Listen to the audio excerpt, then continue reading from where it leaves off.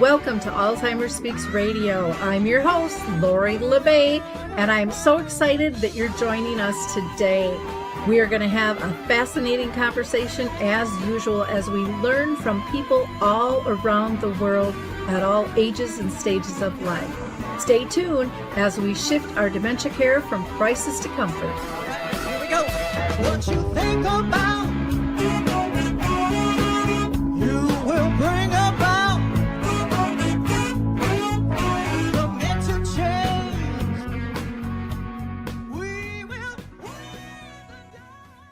Well, hi, and welcome back to Alzheimer Speaks Radio. I'm your host, Lori La Bey, and I'm thrilled that you could be with us today. If you liked our opening song, it's called Clarion Call by the Mark Arneson Band, and you can download that on any of your favorite music apps. For those of you that are new, Alzheimer Speaks is about sound information, not just sound bites. We like to have real conversations with the real people. Now, before I introduce you to our guest today, we're going to be talking about baseball and reminiscing and a great new group that is out there. I always like to do a few shout outs. So first of all, I want to mention, if you haven't been to Dementia Map, our global resource directory, please check that out. It's just dementiamap.com. There are new listings going in every day, and we would love for you to participate. If you are a business or an individual with resources, products, or tools, I'd love to talk to you and have you be part. We have both free listings and enhanced. So just reach out to me at radio@alzheimerspeaks.com. We are also in the midst of Thanksgiving. And so with that, Dementia Action Alliance is doing their annual gathering on Thanksgiving, which will be this Thursday, November 25th, from 11 a.m. to 6 p.m. Eastern time.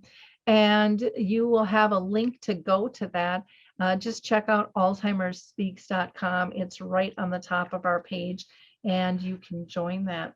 I also found a wonderful new resource that I want to share because they are starting a new schedule November 30th, and it's called Stories Love Music.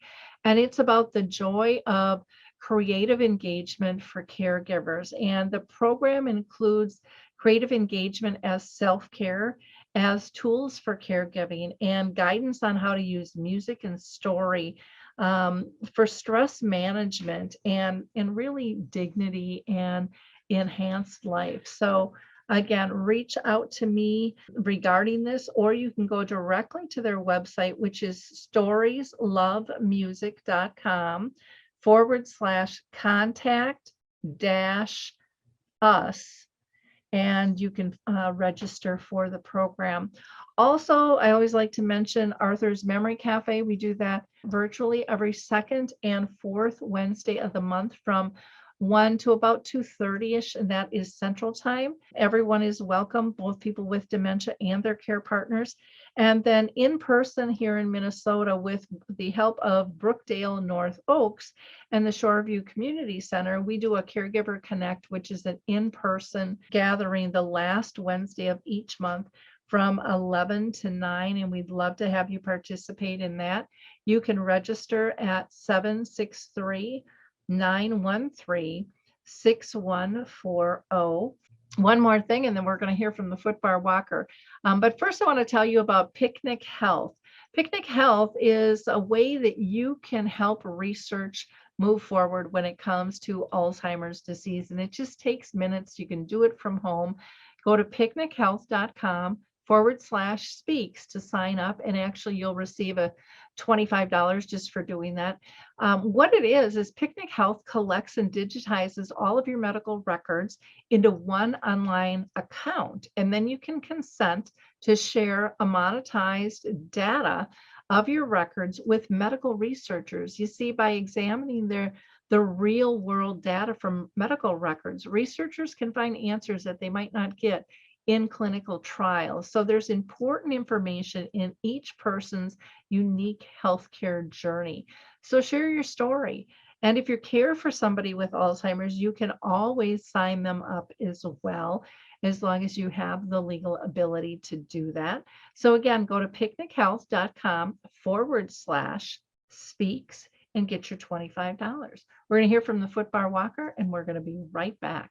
Introducing the life-changing Footbar Walker. I'm Peggy from Danville, Kentucky, and I'm 91 years old. The Footbar Walker revolutionized my care of George. It absolutely benefits the patient and the caregiver both, and that's the beauty of it. It's so easy to use. It folds up just like a dream. I got it in and out of the car without any effort at all. The saving that I made from having to put him in a nursing home came to about $192,000. Does someone you love use a walker? Do they struggle to get up from a seated position? Are you a caregiver dealing with physical pain and stress as you help your patient? The Footbar Walker was designed to assist not only the patient, but also the caregiver. Patients have more control standing up, and no lifting from the caregiver is required. See how it works at thefootbarwalker.com. That's thefootbarwalker.com. Peggy, would you recommend the Footbar Walker? Do I ever? I would not be in the health that I'm in today at this age had it not been for the Footbar Walker. Okay, it's time to introduce our guest today, and I am really excited because Jon and I have talked for some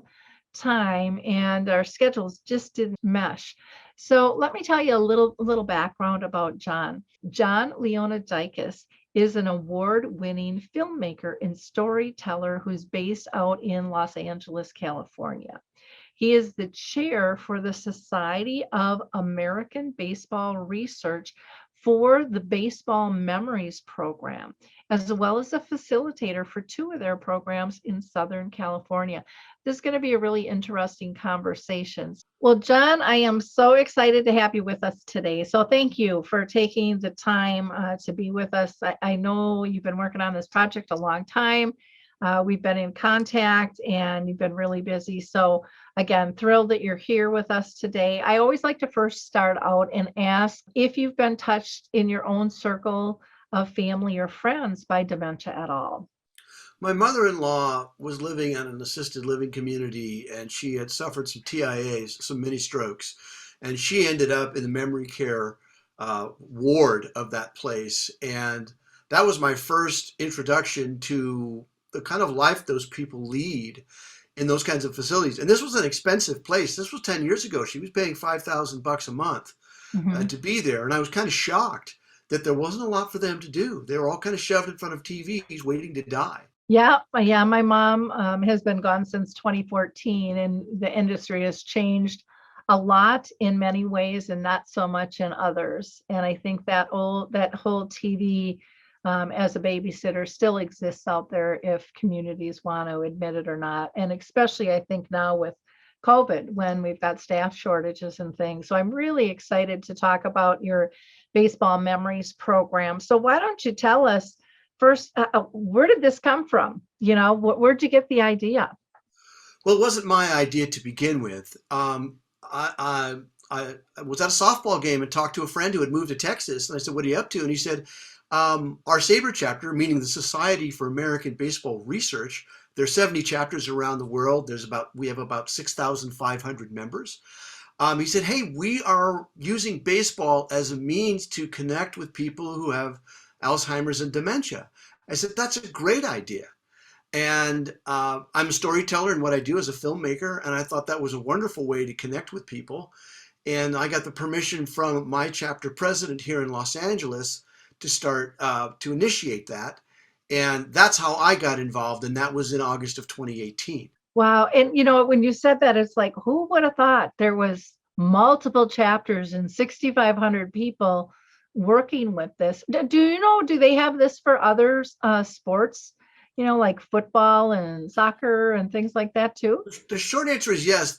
This is called sports reminiscence therapy, and it really got started in 2009 in Scotland with a fellow that was a soccer historian, and he had a friend who had dementia, and he found he couldn't really connect with his friend until he took out some old pictures of soccer players from days gone by that people they rooted for in their childhood, and it acted as a trigger, and it just kind of mushroomed from there. So they now only use soccer, they use golf.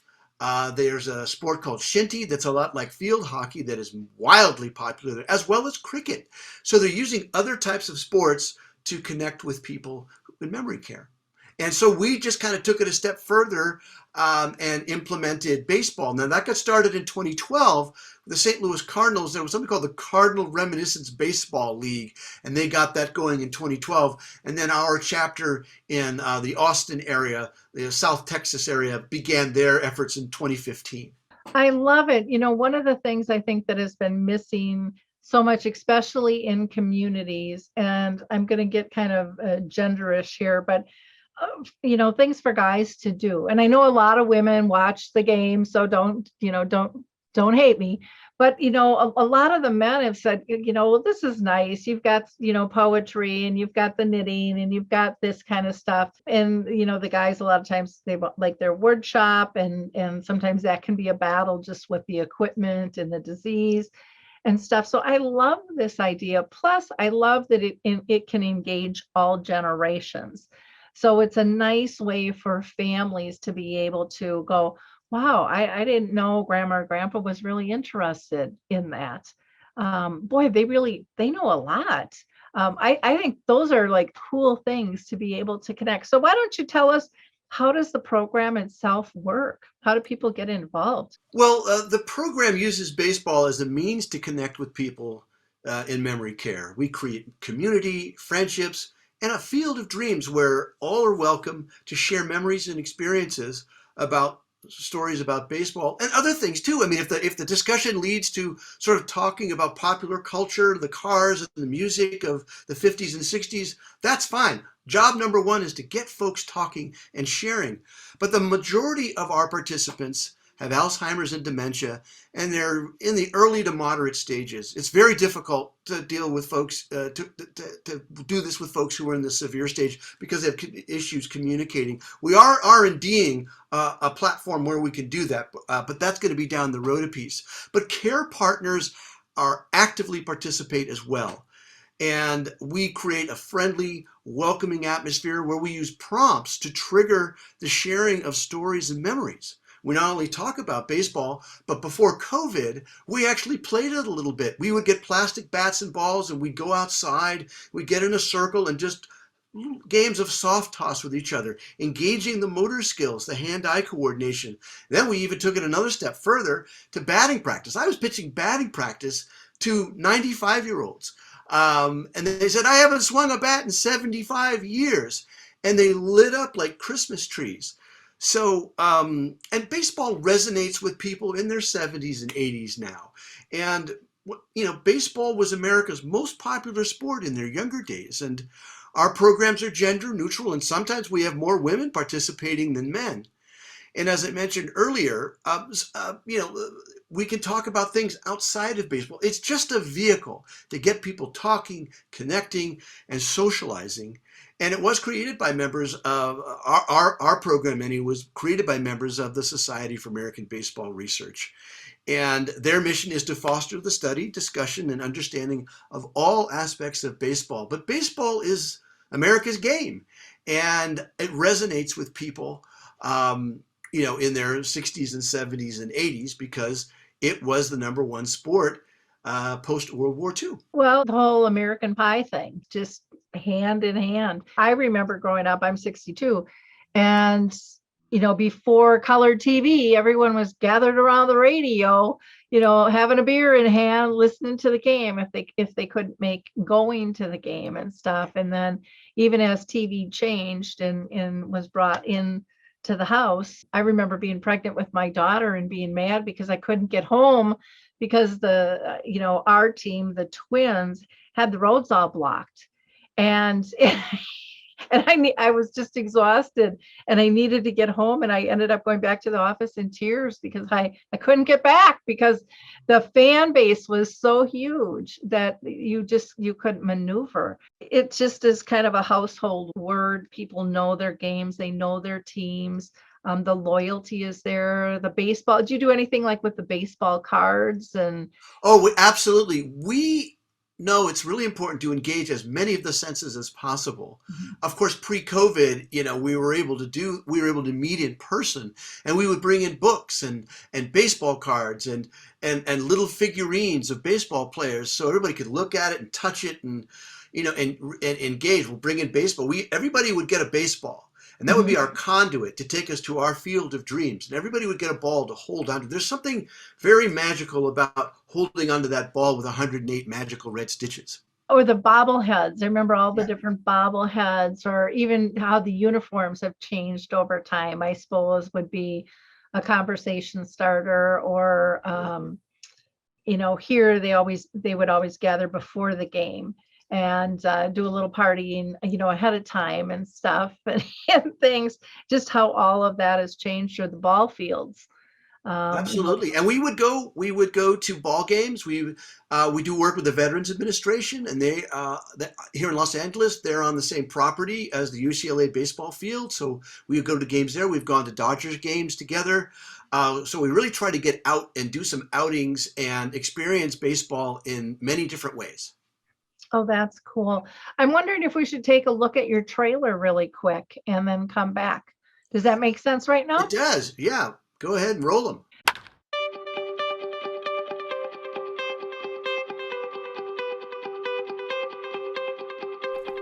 Sports has a unique way of bringing people together. It connects generations with shared experiences of our youth. And for those living with dementia, it has a profound power to trigger memories of the past. That power is being unleashed through innovative sports reminiscence programs created by members of SABRE, the Society for American Baseball Research. SABRE has been on the leading edge of baseball reminiscence programs with the goal of enhancing the quality of life for people with dementia, chronic health issues, or living in social isolation. Since 2015, we've partnered with Alzheimer's Texas, Alzheimer's Los Angeles, and the Veterans Administration to present over 200 sessions of engaging and interactive experiences for people living with dementia and their care partners. Our sessions range from meeting up to share stories, trivia quizzes, discussions on baseball history, going to ball games together, even taking batting practice with plastic balls and bats. SABRE supports baseball memories groups in Westchester County, New York, Cleveland, Central Texas, Los Angeles, and San Diego, and we're just getting started. In addition to supporting new programs in SABRE regions around the country, our Baseball Memories Community of Interest is producing a promotional film about the value of these sessions and a research study sharing an analysis of the impact of SABRE's programs. Watching what happens here is like watching people come to life. I saw Richard in my own eyes, the sparkle, the happiness, the smile. It feels like we're having an extended family there. How these amazing members welcome us. I look forward to it every week to go there because everything was positive and talking about baseball. SABRE offers these programs at no cost to local and regional organizations, senior communities, and resource centers. We're inviting partners and sponsors to join us in this remarkable community outreach to connect with people in memory care and spread joy through friendship, camaraderie, and our national pastime. Join us! For more information, visit sabrebaseballmemories.org. So, looking at the video here, it's just fun to see, the different pictures and interactiveness. How did you come up with that clip, those special moments to kind of highlight and talk about? Well, we realized that we needed to make a promotional film to let people know we're out there, and B, the value and benefits of these programs. And it's one thing for someone like me to talk about it. It's another thing to hear testimonials from people who have dementia or Alzheimer's and their care partners to talk about how it's impacted them. And because that's really where the rubber meets the road. And when, and we think we are part of this new wave of care for people in memory care, just in terms of senior care in general, where, they're valued members of our community. They're not shunted off to the side and forgotten about. And I think I've been talking to more and more individuals involved in memory care, younger people who are saying, someone said to me, I don't need to know the metrics of the value of your program. If I come into your room and I see them smiling, I know your program works. And that happens, that's also goes for the programs that we do over Zoom as well. I loved when you said, being valued members. I love that you said a new way of care. I think the social aspect has finally been recognized, how important that is. We all want to feel safe, comfortable, and part of a community. I don't think there's a person on the planet who doesn't want that. Yeah. And, when that is added to a chronic illness, when you're feeling outed by that, it just makes all the symptoms worse. It raises that hopelessness, that loneliness, curve tremendously. And we all know when people get, especially with dementia, when they're stressed, when they're not feeling connected, their symptoms increase and things get worse in their life. And it's nice to be able to see a program come to life that says, hey, what do you think about this? You lived this. Maybe I didn't. What do you remember? And it's not necessarily about right or wrong, but I think people are also shocked at the history that's remembered and the detail. And we've had people, we did a Zoom meeting with our friends in San Diego, and there was a woman who joined us from her backyard. She was about 85 years old. And she talked about how her father was a minor league baseball player. She grew up in South Carolina, and she ended up out in San Diego, and she had met some of the baseball players there. And she was a historian in her own right. And I got contacted on Facebook Messenger from her daughter the next day. She said, my mother has dementia. She had not been that lucid in a long time. Yeah. Well, when you feel like someone actually cares to hear what you have to say, makes a big difference. Absolutely. Really, really big difference. And when you take the scary out and people know it's okay for them to speak, and maybe it's not perfect, but I think when any of us are passionate, we don't worry about being perfect anymore. We're just so excited about what it is we're doing. And I think your program draws that out. I also think it's wonderful for the care partners to be able to see this change. It gives them hope, and it gives them a little probably taste of what a lot of times people will say the person who was, because they haven't seen that for a while. And so they talk about that person many times in the past, and yet they're still there.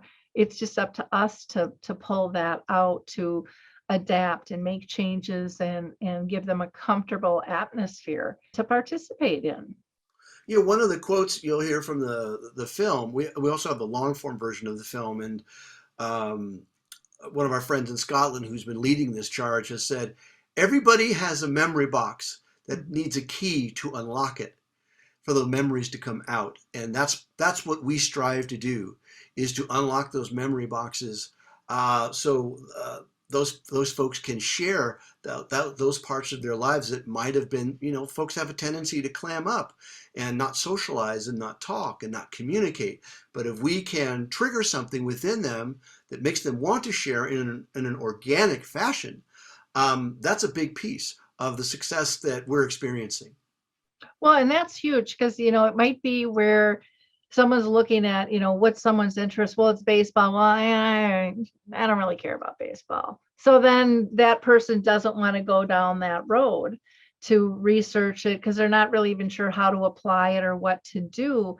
Your program is there for them just to join and to be part of. It takes the work out and amplifies the joy. And then you're with like-minded people that all are talking about baseball. I mean, that in itself is huge, that having that peer interaction, I think it is extremely important as well. And we fold music in. Every session we set it up like a baseball game, right? It's structure and familiarity. So we have the introduction of the players, that's all the people who attend, and then we sing the national anthem, just like they do at the ball game.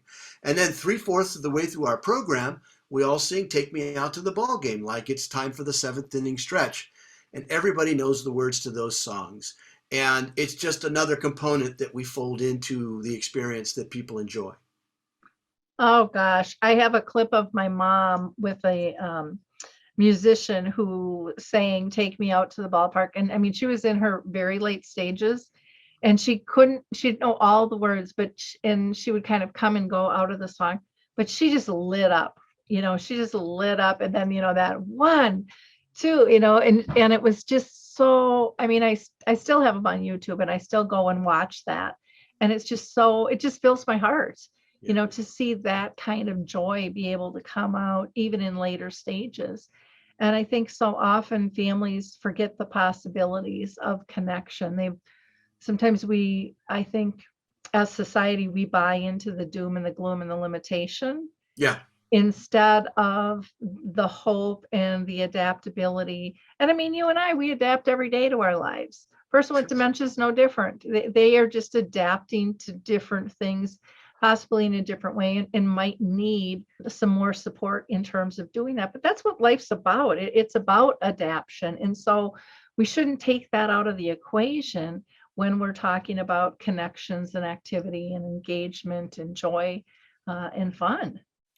It's absolutely true. I mean, I didn't have a lot of experience communicating and working with people in memory care, but I did have a background where I had some familiarity with human behavior, and the most important trait is being able to listen and to pick up, body language and things like that. But at the end of the day, we're all people. It doesn't matter how old you are, what shape you are, what color you are. People want to be acknowledged. They want to feel valued. They want to feel like they're part of something. And that other people are aware of them and value them. Yeah, that's very true. And I think, when you talked about the key of listening and body language, so often I think it's easy for care partners to get in that role of director.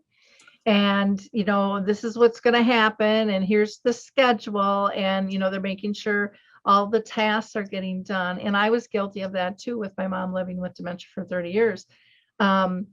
You get really task oriented, and you kind of, without even knowing it's happening, you kind of give over the relationship side of your relationship to the disease, and you turn into this taskmaster. And so to be able to get that joy and to be able to be in relationship and do some of the fun stuff you used to do together with peers again, because so many times family members and friends and neighbors pull back from people. So when you get that peer group, that's really powerful in and of itself, to go, gosh, these guys are really fun to be around. And they get this. No one has to apologize or be on their toes. Everybody understands we're dealing with dementia, and everyone's okay with it. It is. And it's a safe space. And everybody, we exude that. And we've heard from care partners' wives saying there aren't a lot of things we can do together, but this is one of them. Yeah. And they really enjoy, they say, for an hour, I don't have to worry about making sure this is being done or that's being done.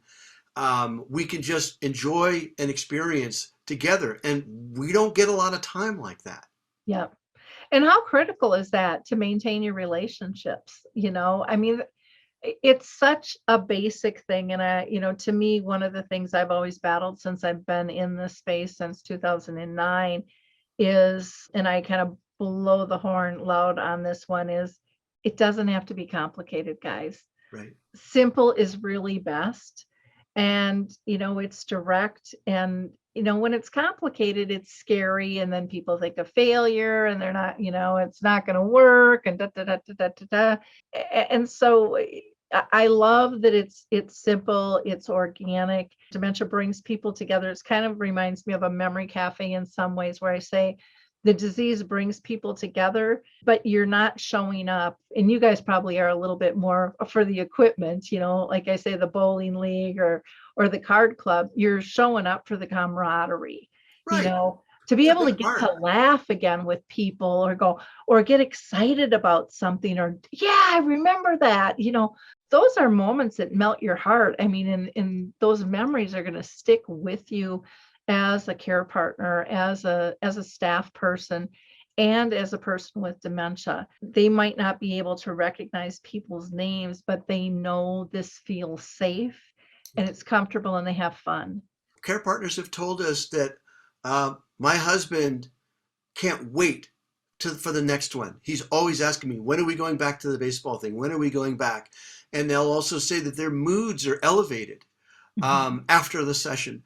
Now, like all forms of therapy not all, but some forms of therapy for people in memory care, this is all very short term, right? But as any care partner will tell you, my goodness, to get an hour or 2 or 3 hours where they're happy and excited and having fun is enormous. I can't even put a price tag on it, they'll tell me. Yeah. Well, and it allows them to let their stressors go and kind of walk into that box and go, I'm safe too. Yeah. I'm safe too, and I don't have to feel guilty because I'm not worried about medications or dinner or a doctor's appointment, but I can just be a human connecting with friends again. And that is such a missed factor. I want to ask, how has the program fared, since COVID? I mean, you used to, touch the balls and, do all those things and meet in person. And now I would imagine you're doing it virtually. Yeah, just about all of our programs are done virtually currently. And it exploded. What happened was we found that people didn't have to commute. So we got greater attendance, for our programs, which was marvelous. Now, we do miss the physical connection of being in the same room and not being able to do the activities of throwing a ball and so on and so forth. Those 2-hour programs became truncated to 1-hour pieces on Zoom. And every session, as I mentioned, it's structured like a baseball game, and every session has a theme. And we also give the attendees agency. What would you like us to talk about next time? So we'll have them take responsibility for the content that we bring. Now, as SABRE members, we bring a wealth of knowledge of baseball history, really fun and interesting stories that we can apply to the various themes and subjects that the attendees suggest. So it's all, we're all part of one sort of holistic effort, as you will. And really, it's our role as facilitators to really set the stage and let people socialize, communicate, and make connections with each other. Yeah, it would be fun to get some sports teams to, even sponsor where you can send out a baseball, to every single attendee, just to be able to hold that and have that as a memory and a tie into their community or something. We've done business. We've had pieces where the Los Angeles Dodgers, they provided Ron Say, the old third baseman. He was a special guest, and everybody got to talk to him and ask him questions. It was all over Zoom. So we're really leveraging those kinds of relationships within our community. Our Cleveland chapter is very involved with the Cleveland Indians. So, and this is something we're looking to do more of as our program continues to grow and evolve, is really to leverage not just major league teams, but minor league teams, local college teams, and so forth. I love that. I just, because the college teams, the high school teams, all of those things. I mean, back in the day, there wasn't near as much to do. I mean, you physically went to the ball games and you participated. We weren't glued to the TVs. And our the transistor radio with the little earpiece, Oh my gosh, I can picture my dad and his buddies sitting around, listening in. Yeah. Or doing yard work and making sure the game's on, and stuff. So I just absolutely love this. Is there a fee for people to participate in this? Absolutely none. None whatsoever. We're looking to expand our program next year and applying for grants and so forth, because we're all doing this on a volunteer basis and you can really only do so much.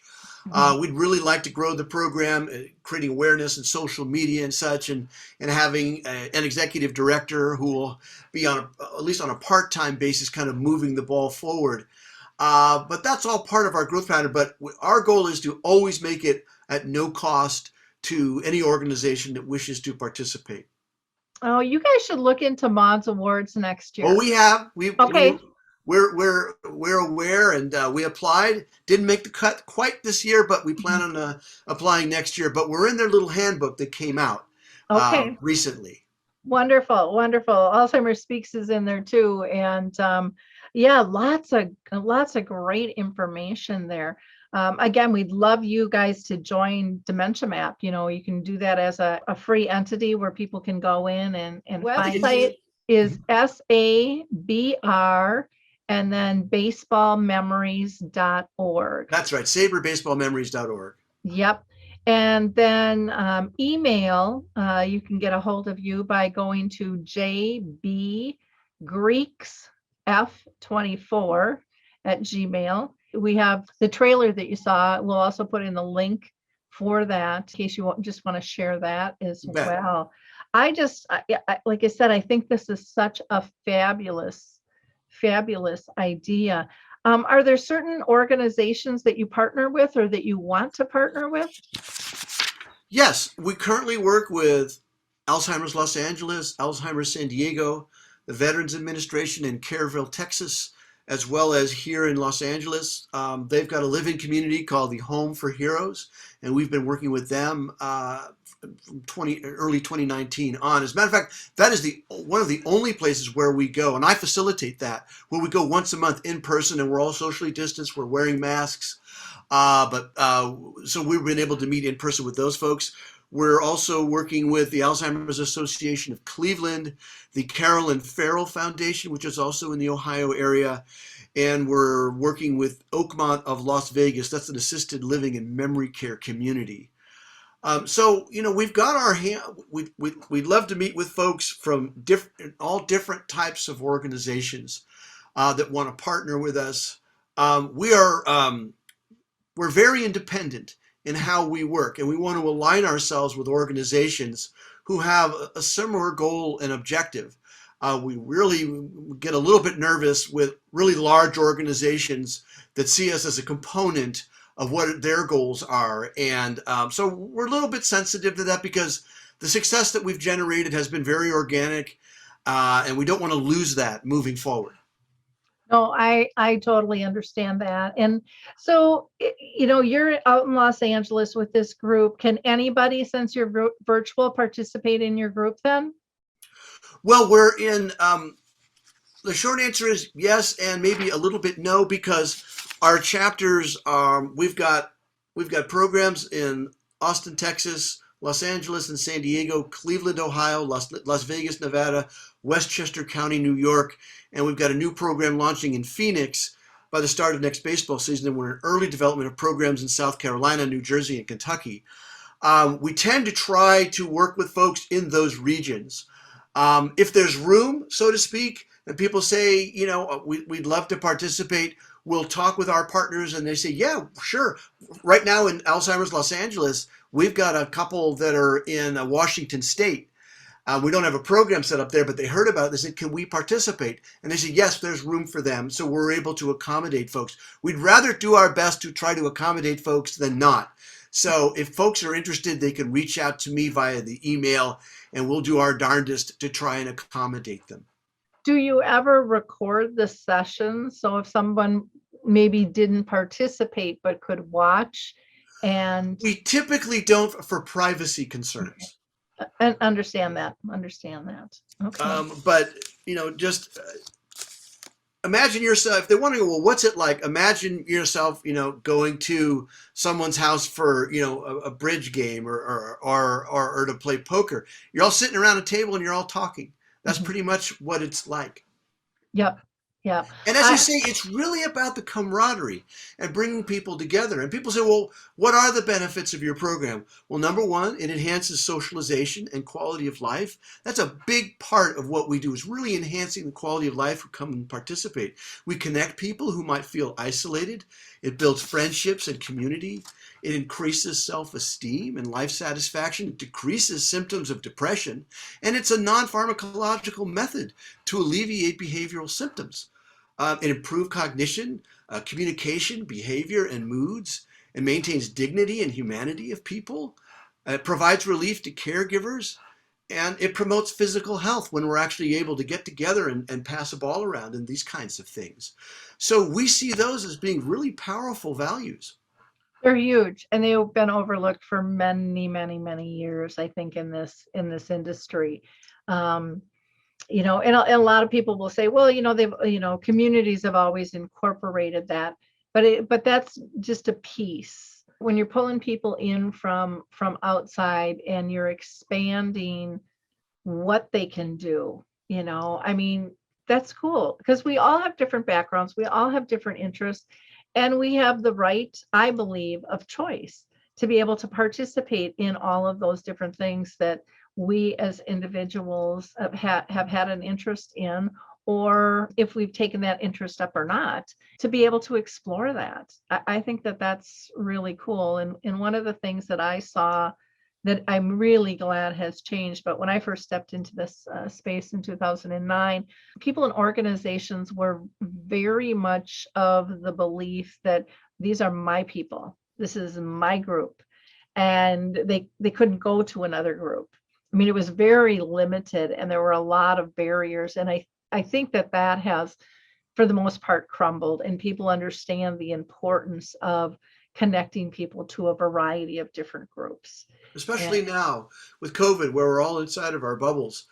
We not only do we work with people in memory care, we work with people who have chronic health issues. Most of the people who work within the Veterans Administration have that sort of situation. They're not all cognitively impaired. And we're also seeing, people living in social isolation. We're trying to reach out to people in rural communities who are, somewhat boxed up by this thing as well.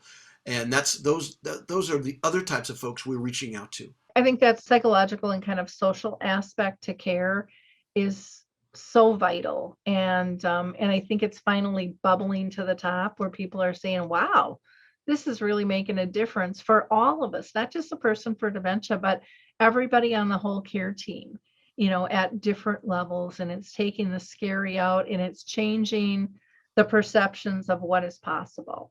And to me, that's really, really cool. And there's a tremendous amount of possibilities for these types of things to grow and expand, for people to feel included and part of something.